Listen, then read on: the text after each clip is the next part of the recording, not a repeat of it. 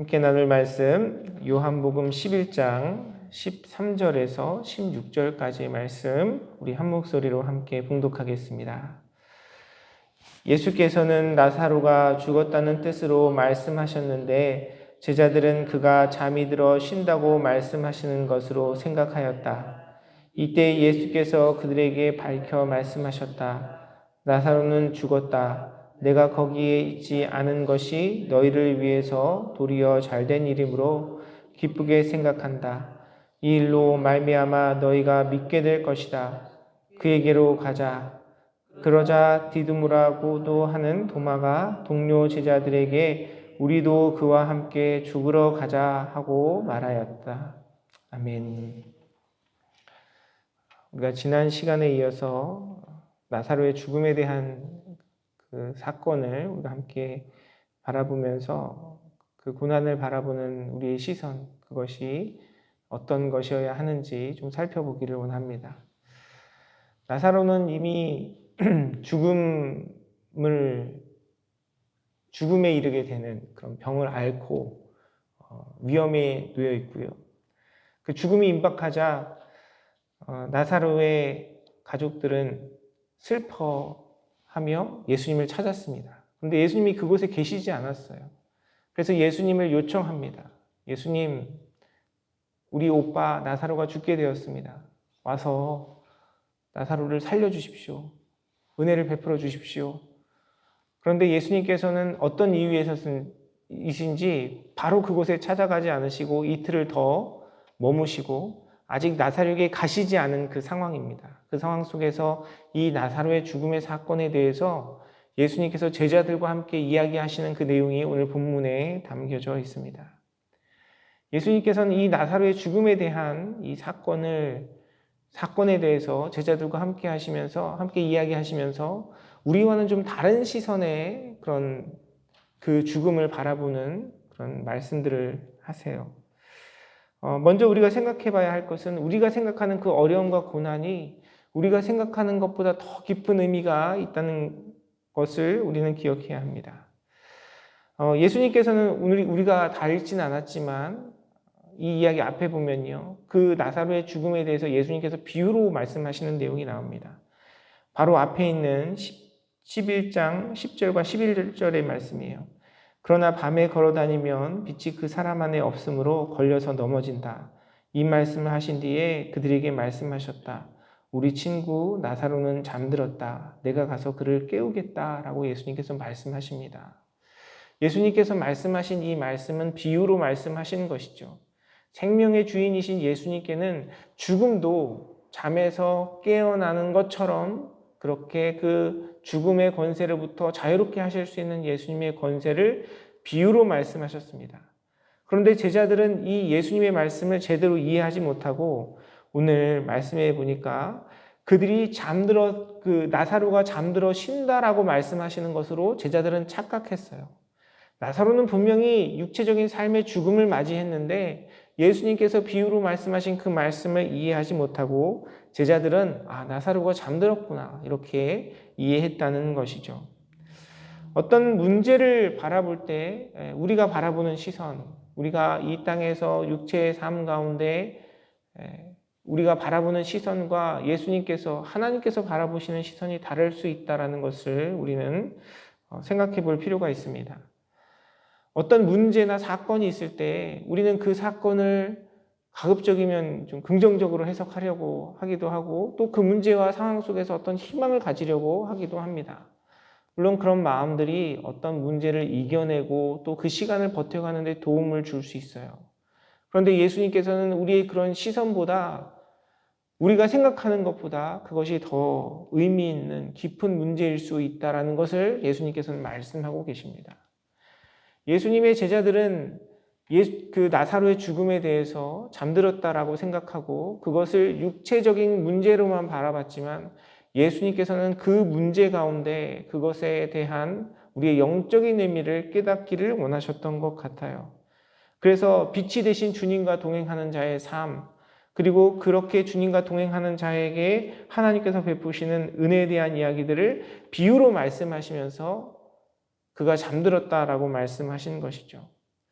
우리가 어떤 문제를 바라볼 때 예수님께서 그 문제를 바라보는 이 방식, 우리도 고민해 봐야 될 것 같습니다. 단지 나의 건강의 문제가 아니라, 나의 단지 어떤 경제적인 어려운 문제가 아니라, 그 어려움과 고난 가운데 담겨져 있는 주님의 깊은 뜻과 마음이 무엇인지 우리는 돌아봐야 해요. 세상적으로 바라보면 단지 돈의 문제, 세상적으로 바라보면 단지 내가 경험한 어떤 고난과 어려움의 문제일 수 있어요. 하지만 그 문제 가운데 하나님께서 나를 책망하기 원하시는 것은 나의 교만이 아닌지, 내가 주님 앞에 서원하고 주님 앞에 믿음으로 살아가는 나의 삶 가운데 하나님을 기억하지 못한 나의 삶에 대한 주님의 책망은 아닌지 우리가 우리 자신을 돌아봐야 합니다. 또한 반대로 우리가 피하고 고통스러운 그 어려움이지만 예수님께서 이미 나사로의 죽음 가운데 말씀하셨던 것처럼 그것이 하나님의 영광을 나타내기 위한 하나님의 도구와 수단은 아닌지 우리가 그 문제를 바라봐야 하는 것이죠. 사랑하는 성도 여러분, 우리의 삶 가운데 우리는 크고 작은 많은 일들을 경험합니다.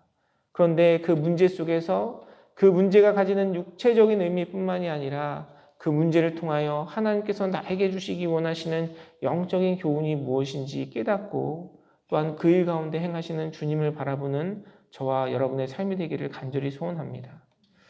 우리가 인간의 방식으로 세상의 지혜로 그 문제를 풀어가는 것이 아니라 때로는요, 하나님 앞에 우리의 회개를 통해서, 하나님 앞에 우리의 영적인 쇄신을 통해서 하나님을 사모하고 주님과 교제하는 그 시간들이 회복되는 것을 통해서 하나님께서 우리의 인생의 문제를 해결해 가시는 것을 우리는 경험하게 됩니다.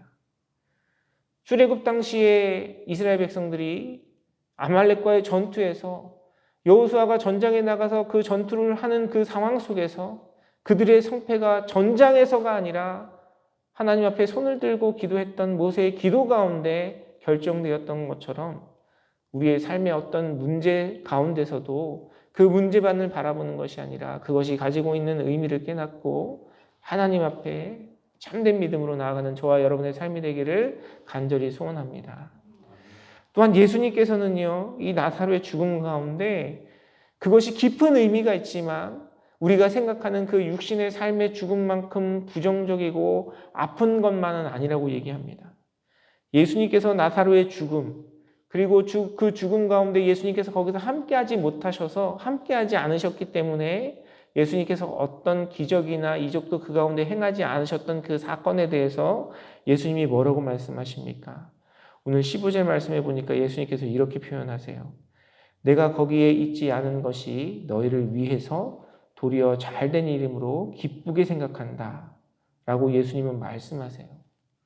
아니, 예수님과 친한 어떤 깊은 교제를 이루고 있던 나사로가 죽음에 이르렀는데, 그리고 그 죽음 가운데 예수님께서 함께하지 않으셔서 그가 어떤 예수님의 은혜와 능력을 입을 기회를 잃어버렸는데 예수님께서는 그것을 뭐라고 말씀하셨냐면 그것이 너희를 위하여 도리어 잘된 일이기 때문에 내가 기쁘게 생각한다라고 예수님은 말씀하고 계십니다. 예수님은 왜 이 말씀을 하셨을까요?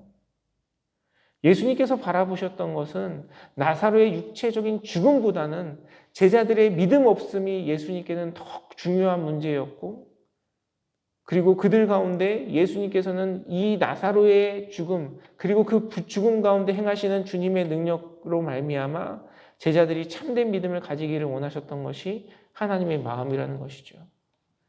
우리 인생도 마찬가지입니다. 성경은 우리에게 뭐라고 가르칩니까? 고난이 우리에게 유익이라고 이야기해요. 고난 가운데 기뻐하라고 이야기합니다. 그 이유가 무엇이죠?